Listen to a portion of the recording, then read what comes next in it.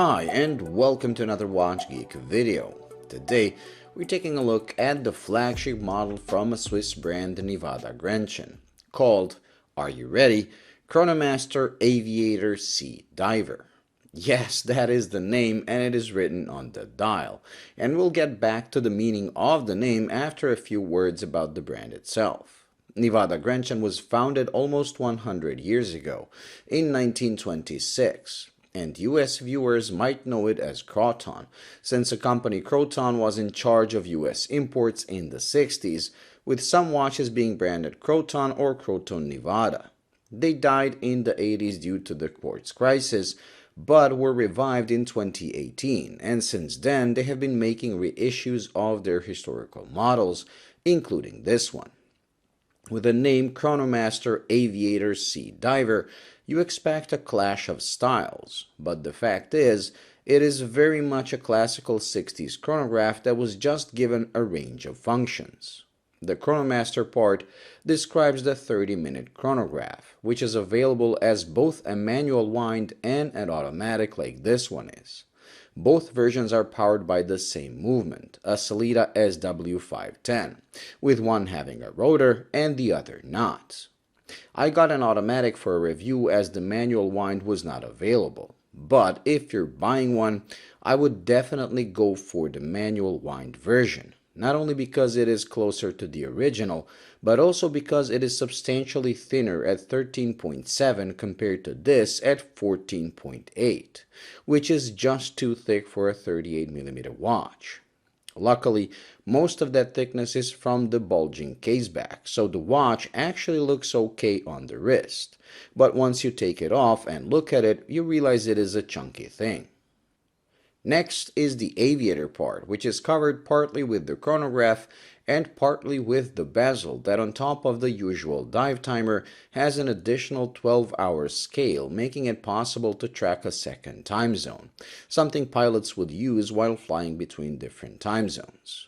The last part, Diver, is covered not only with the already mentioned bezel, but also the fact that this comes with 100 meters of water resistance. What impresses me the most is the fact even the vintage model had the same water resistance. This means you can wear this watch worry-free no matter what you do, and I love that.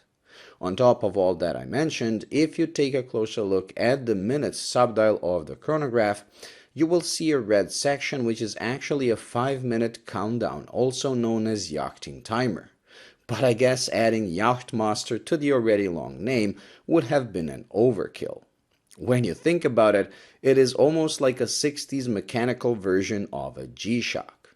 Robust, water-resistant, and with a range of functions. And I love that, even if I don't end up using them all. I also love the size, as this is almost one-to-one copy of the original, with its 38.5mm case width and 46.5mm lug-to-lug. The only thing I dislike, the thickness, is easily solved by going for the manual wind version. The bezel insert is anodized aluminum, while the domed crystal is sapphire, meaning a scratch-free life.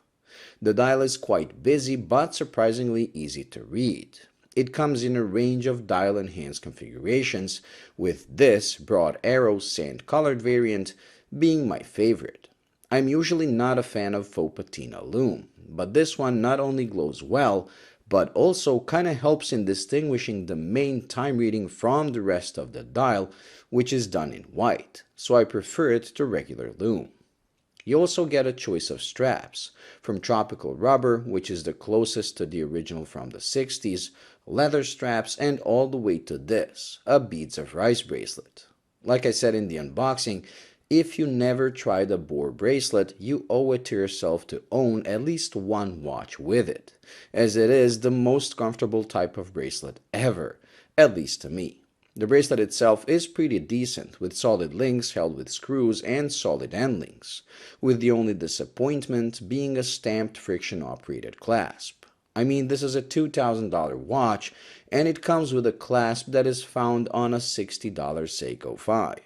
The only explanation for this that I can think of, and given the watch's similarity to the original, is that they wanted the vintage feel to be used on the bracelet as well.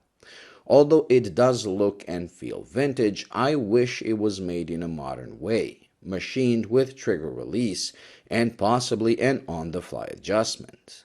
But that is the only thing I dislike about the watch.